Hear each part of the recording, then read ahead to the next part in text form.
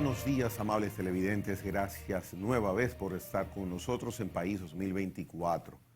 Recibo desde el Partido de la Liberación Dominicana a don Carlos Segura Foster, miembro de su dirección central, uno de los dirigentes más conocidos en esa agrupación política. Un hombre que también ha manejado desde el Estado diferentes instituciones que tienen que ver con la agropecuaria. Con él vamos a conversar de temas de política y de temas de su rama, la que a él también le apasiona como la política, que es el campo. Buenos días, don Carlos. Gracias, apreciado amigo. Un placer de nuevo estar aquí contigo en País para el 2024. A su orden.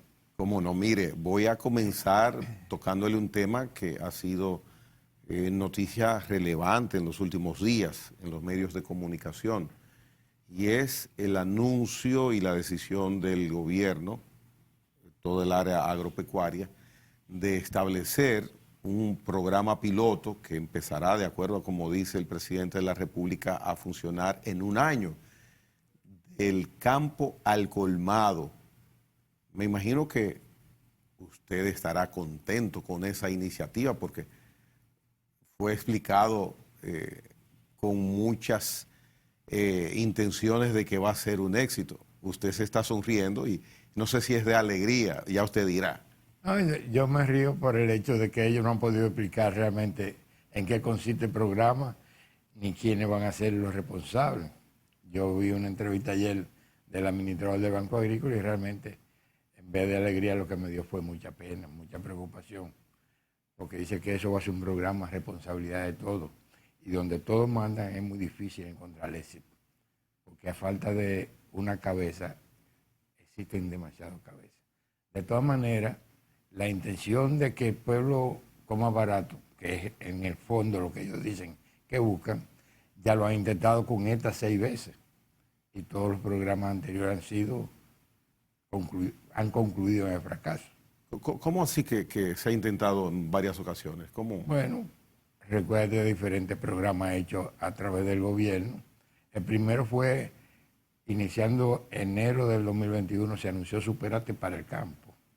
Eso terminó que en definitiva posteriormente tuvieron que iniciar entonces programas móviles bajo la responsabilidad del INEPRE con el mismo propósito.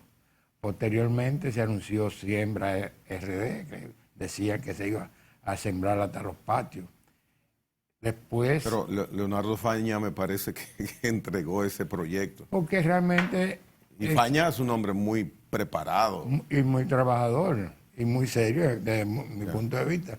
Pero realmente lo que no se tiene correctamente diseñado, cuando usted inicia algo sin una planificación, sin un diagnóstico, es muy difícil que lleguen al éxito. Es lo mismo que sucedió ya con el 5º intento, que fue la ley de arancel cero. Una ley innecesaria, pero que en definitiva lo único que hizo que bajara fue el ajo. Después los 65 otros productos, lo que hicieron fue aumentar de precio. En este caso se está hablando, en vez de 66, que era la ley, ahora se habla de 16, pero le ponen un título que no se corresponde con lo que han explicado, porque dice del campo al colmado, pero resulta que hay 7 productos de los 16 que necesariamente tienen que pasar por un proceso agroindustrial antes de llegar al colmado, porque usted no puede llevar el arroz del campo al colmado si no lo lleva a la factoría, para citar un solo ejemplo. Pero hay otros, son 7, entre los cuales está el espagueti, está el azúcar, el aceite, todo tiene que pasar por un proceso industrial. Entonces, hay inclusive algunos que tienen que cruzar los mares, o por avión o por barco, porque aquí no se produce sardina, ni bacalao, ni arenque. Entonces, realmente, para mí este es un caso tipificado con el interés de seguir con lo que ha sido la política hasta ahora, de privilegiar las importaciones en desmedro de la producción nacional, porque aquí no hay producción que pueda abastecer como ellos aspiran que sea abastecido para equilibrar los precios. Pues los precios nada más se van a equilibrar el día que la oferta guarde relación con la demanda. Pero usted menciona el arroz. En el arroz tenemos autosuficiencia. Tenemos autosuficiencia, pero es que dicen que del campo al colmado, y el arroz del campo va a la factoría, porque el arroz no se come en cáscara. se recolecta en cáscara, pero hay que procesarlo. Entonces, ya hay una situación. Pero no es ahora que el arroz hay autosuficiencia.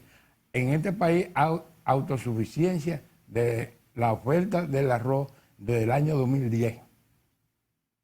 Y la cifra que ellos dicen que por primera vez la han logrado, se había logrado en el 2019. Lo que pasa es ellos en esta manía que tienen de trastocar las cosas, borraron las estadísticas de una parte, pero permanecen en otra parte. En el 19 aquí se produjeron 14.094.000 quintales de arroz. Y yo te lo tengo porque tengo las estadísticas desde el principio del siglo, desde los tiempos de Hipólito, que aquí se armó un escándalo de crisis del arroz. Y conozco la historia porque lo que permitió la estabilidad y el aumento de la producción fueron medidas adoptadas por los gobiernos del PLD. En los de Leonel, que fue cuando se hizo el programa de pinoración, y posteriormente con medidas de mejoría genética y de dragado de zonas que sufrían de inundaciones y disminuían la producción. Por tanto, aquí el consumo, que es actualmente de 13 millones, aquí se había logrado desde 2010. Realmente es así. Y es más, miren, ahora mismo acaban de repetir un acto que lo hicieron en el 2021 para decir que por primera vez. Y tanto en el 21 como ahora realmente fracasan porque los intentos de vender cosas que no son reales. Por ejemplo, decir que la autosuficiencia la lograron ellos, eso es mentira. Porque voy y te repito, desde el 10 somos autosuficientes. Decir que por primera vez se esté portando arroz hacia Haití es otra mentira. Haití, o por contrabando, o por comercio ilícito, se le ha vendido arroz desde siempre. Inclusive ellos había una fama porque ellos lo que compraban era el arroz partido, porque ellos realmente no exigen mucha calidad. Por tanto, esa de estar atribuyéndose mérito como si en este país ellos fueran Adán y Eva, los primeros. Ellos siempre se ufanan por primera vez, y realmente por primera vez aquí lo que se ha relajado, lo que son las estadísticas, hasta de los niños que mueren, estas autoridades la modifican. Don Carlos, siguiendo con el tema del arroz, me gustaría conocer su parecer, si tiene una definición al respecto, sobre el interés que uno mira ha prestado aparentemente con tiempo el gobierno, por vía básicamente del presidente de la República, que es quien ha puesto el tema en agenda, de atender la finalización del acuerdo de ERE-CAFTA en el año 2025, y para tal fin pues dio instrucciones a un equipo de funcionarios para buscar alternativas, empezar acercamientos de comunicación básicamente con Estados Unidos. Su opinión a ese respecto. Lo primero es que el presidente comenzó mal, porque comenzó amenazando. ¿Cómo así? Sí, porque la amenaza de él fue romper el acuerdo si le imponían eso. Y resulta que los acuerdos no se rompen. Usted lo cumple o se expone a sanciones. Y no es la primera vez, mire. Lo primero es que el arroz fue uno de los productos que en la Organización Mundial del Comercio, en el 1994, quedó protegido para siempre. Cuando se discute el acuerdo del libre comercio entre Centroamérica y Estados Unidos, no se habla de arroz, porque para Centroamérica el arroz no tiene la importancia que tiene para nosotros. ¿Qué sucede con ese acuerdo? Que ese acuerdo inicialmente era DR, CAFTA, sin nosotros, o sea, era CAFTA Estados Unidos. Sí. Cuando se está concluyendo, a nosotros, por una situación de necesidad del sector industrial, principal de Zona Franca, dice, si nos quedamos fuera de este acuerdo, vamos a sufrir mucho. Y en eso se impuso entonces la opinión del sector Zona Franca y el sector turístico, que tenía mucho interés en el mercado de Estados Unidos. Entonces, por eso fue que se le agregó la sigla DR, que es Dominica República, porque ya finalizados los acuerdos entre Centroamérica y Estados Unidos, nosotros tuvimos que agregarnos, pero nos agregamos adhiriéndonos a lo que se había acordado entre Centroamérica y Estados Unidos. Y por eso entonces nosotros lo que logramos es proteger a 8 renglones, de los cuales ya hay 7, hay 4 que ya están en libre comercio y hay 3 que están pendientes para el 25. Pero se ha convivido con esa situación. Para mí, la comisión que ha atemorizado mucho a los productores no tiene mayor importancia porque realmente al dominicano ya no le gusta el arroz norteamericano, porque el arroz de aquí tiene mucho mayor calidad.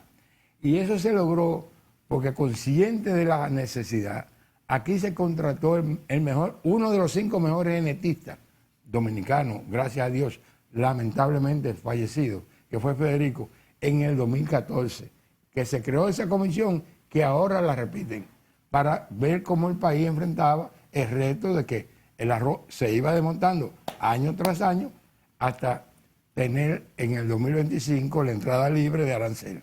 Entonces, se logró, para que tengan una idea, cuando se firmó el acuerdo de Erecata, este país producía 8.2 millones de quintales de arroz. Hoy está produciendo más de 14 millones, por encima, 1 millón y pico por encima de la demanda. Sí, correcto. Y con un gusto mucho superior al importado. Cuando aquí hay necesidad de vender la cuota que nos obligamos a traer de Estados Unidos, para que ese arroz importado se vendiera, hay que mezclarlo con el de aquí, porque a la gente ya no le gusta. Ya. Entonces, una serie de situaciones, el gusto, el color, la apariencia. Y además, como dicen los consumidores más pobres, el importado no jalta. Para jaltar no hay que ponerlo con el dominicano. Muy bien, entonces para final de ese año, o En el 2025. Cuando llegue el año 2025. Ya este año se está cobrando 23 de arancel. El año que viene 11 y en el 25 ya es 0 de arancel. Pero para mí, óyeme, es una opinión muy personal. No coincide con la mayoría de lo que digo. Para mí, los productores de Estados Unidos que vinieron aquí a hacer el estudio de mercado, más que en el nicho de mercado de Dominica República, están interesados en el nicho de mercado de Centroamérica, que produce menos del 50% de lo que ellos consumen, pero nosotros producimos más del 100%. Pero además, nuestra ubicación geográfica ha permitido que nuestro país se convierta en un país de transbordo. Aquí se trae mucha mercancía para llevarlo a Europa y hasta Asia. Y entonces, al momento que no tengamos la vigencia de ese acuerdo, ¿qué va a pasar con el productor cuando mire que le van a traer arroz a un 10, un 15% de menos costo para el consumidor? No, es que no es así, Gregorio. Ahora mismo el arroz de Estados Unidos es más caro que el de aquí. Sí. Ahora mismo. Sí, porque aquí hay un precio que no es flexible. ¿Y cuál es la preocupación del productor entonces? La preocupación del productor aquí está en los niveles bajos por el hecho de que todo el que produce arroz en menos de 100 tareas le aumenta mucho el costo, porque no puede aplicar la tecnología que permite a los que tienen más de 1000 tareas que sí aplican tecnología que le abarate el costo y pueden competir en términos de precio con Estados Unidos. Aquí la productividad ya está en el mismo nivel de Estados Unidos. Ahora, aquí tenemos un serio problema con aquellos pequeños y medianos productores que no tienen la eficiencia que tienen Estados Unidos, porque hay una relación que no permite la misma aplicación. Las fincas donde se produce arroz en Estados Unidos son 65 veces el tamaño promedio de la de aquí. Pero, por ejemplo, yo te puedo citar 10 productores de aquí que son tan eficientes o más que los de Estados Unidos. Y ya tienen la misma aplicación, que no le ponen la mano, no hacen semillero, es siembra al voleo, que en vez del pequeño que tiene que gastar 20 libras por tarea, ellos apenas con 8 libras siembran. En cantidad, don Carlos, y eso usted lo sabe más que muchas personas, en cantidad los productores de arroz de pequeña escala son mayores que los de gran escala aquí en República Dominicana. Claro, son la mayor cantidad de productores, pero los de menor producción. Precisamente, entonces ahí está el riesgo alto. Bueno, el riesgo es que a esos sectores el gobierno tiene que dar el auxilio para subsidiarlo de manera diferente a como se está sucediendo ahora, que es un subsidio generalizado. El subsidio generalizado, al igual que se aplique en el combustible, tiene el grave problema que lo que hace es que ensancha la diferencia entre el rico y el pobre, porque le dan por igual. Por ejemplo, aquí se dio el año pasado. Siempre ha sido así, don Carlos. Sí, pero hay que buscar la manera de que el subsidio le llegue a quien lo necesita. Porque el que produce más de 5 quintales por tarea de arroz no necesita el subsidio. Pero los pequeños productores que producen por debajo de 4, eso sí hay que dar un apoyo, que no lo saque del mercado, porque para este país es demasiado importante mantener la producción de arroz. Por eso aquí se mejoró la semilla genéticamente, se eliminó la semilla de bronca y además se hicieron obras de infraestructura, como son aviones en la línea noroeste y el dragado del río Yuna, Camú, después de Payago, en donde se amplió, porque si tú tienes buena memoria, debes recordar que todos los años las inundaciones dañaban gran parte de la producción de arroz. Pero ya tú tienes 5 años que no oyes de eso. ¿Por qué? Por el trabajo que se hizo de ampliación del río Yuna, principalmente después de la confluencia con Payabo, que es el que baja de Monte Plata, que era lo que producía la inundación a partir del sector que se conoce como Los Peinados. Mire, en sentido general, y le debo preguntar de esta administración, de esta gestión de gobierno, ¿cómo evalúa usted la agropecuaria, que el año pasado tuvo un crecimiento de un 5%? Bueno, el año pasado tuvo un crecimiento de 5%, pero la mayoría de los renglones no crecieron. Aquí la agropecuaria, esa cifra que ellos pusieron, primero, no responde a la realidad, porque ellos dijeron que aquí se produjo 14.7 millones de quintales de arroz, cuando en realidad fueron 13.2. Y ellos, habiendo ido... ¿Y cómo se llega a esa diferencia para llegar a 14 y tantos? Yo tengo los informes oficiales. A noviembre la producción era 12.8 y el censo hecho georreferenciado era que quedaban por recolectar 428.000 quintales. Es decir, 12.8 más 400 son 13.2. Sin embargo, en las estadísticas ellos mintieron, mandándole al Banco Central y poniendo al presidente en su discurso de memoria 14.7. Y eso no responde a la realidad. Y ellos lo saben porque ellos son los que hacen las estadísticas. Pero el 5, vamos a decir, utilizaron las cifras de la mayoría de los renglones, pero la mayoría de los renglones aquí se han visto afectados por las importaciones. Porque en definitiva estas autoridades han privilegiado las importaciones en desmedro de la producción nacional. Entonces aquí ciertamente ha habido eficiencia en la producción de pollo, huevo, ha habido eficiencia en la producción de café, coco, cacao, mango, aguacate, limones, que son plantaciones que ellos encontraron. Porque esa producción, por ejemplo, del café, que creció 25% el año pasado, son cafetales que tienen más de 3 años. Para tu conocimiento, el 80% de la producción de café de este país el año pasado son de plantaciones de menos de 10 años. Porque el café comienza a producir tercer y cuarto año, se estabiliza. Por tanto, no hay una sola mata que haya producido café el año pasado de esta gestión de gobierno, porque ellos no llegan a 3 años. Las matas de este gobierno se verán en el 25. A partir del 24 y 25. Ya. Y eso pasa con el aguacate, con el mango, con todas las plantaciones que comienzan entre 3 y 4 años. Esa es la realidad. Ahora, yo te digo, y qué bueno que haya crecido la producción de pollo y huevo, pero lamentablemente, por la concentración de la riqueza que se ha producido, porque al mismo tiempo que 6 grandes empresas han prácticamente doblado su producción, han sacado de la producción entre el 30 y el 40% de los pequeños y medianos productores de pollo y huevo. Por la misma situación que se presenta como en el arroz, que los grandes tienen mejores condiciones de producción. Y entonces es una cuestión de tecnología. Ya. Por ejemplo, aquí se ha hecho inversión en tecnología. Por ejemplo, usted va a una empresa de pollo, yo le puedo citar 10, que al huevo no se le pone la mano, ni siquiera de la gallina al supermercado. Se le pone la mano cuando lo sacan de la caja para cocinarlo. Oiga eso. Aquí hay mucha tecnología por encima de todos los países del continente. Inclusive competimos en términos de calidad con cualquier país. No podemos exportar por un problema de que esa eficiencia en la producción no la hemos podido lograr en los controles sanitarios. Pero con la carne de res ya rompimos una barrera de años ya se está con autorización de exportar carne de res. Trabajamos en eso desde el 14 y tú coges hoy los periódicos, ellos mismos están diciendo, ese es un programa que se inició en el 14 y en el 19 ya nosotros habíamos hecho los acuerdos para esa exportación, pero vino la pandemia y qué bueno que se continuaran, y se continuó y ya se está haciendo.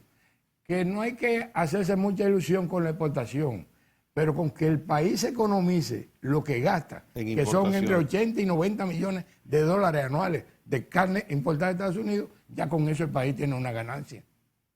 Muy bien. Pero ahí se resolvió el problema sanitario.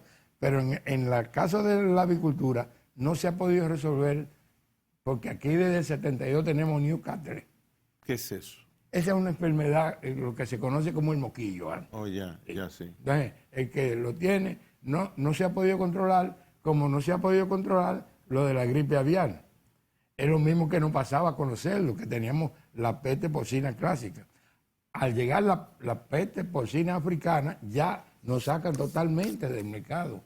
Entonces, aquí, en esos renglones, que habíamos tenido mucha eficiencia en términos de productividad, se ha perdido mucha gente que han tenido que sacar aquí. Prácticamente la PPA sacó de la producción al 60% de los productores.